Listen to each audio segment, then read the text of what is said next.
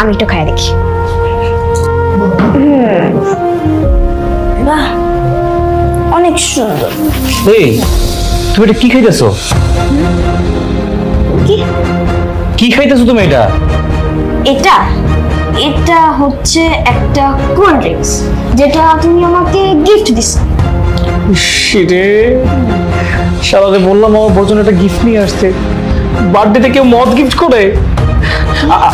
আচ্ছা কিছু না, তুমি এটা কতটুকু খাইছো? কিসের কতটুকু? এই যে দেখতে পাচ্ছ না, অর্ধেকটা খাইছি, বাকি অর্ধেকটা তোমার জন্য, তুমি খাও। না না না, এসব ভালো না, এসব খাইতে হয় না। কেন ভালো হবে না?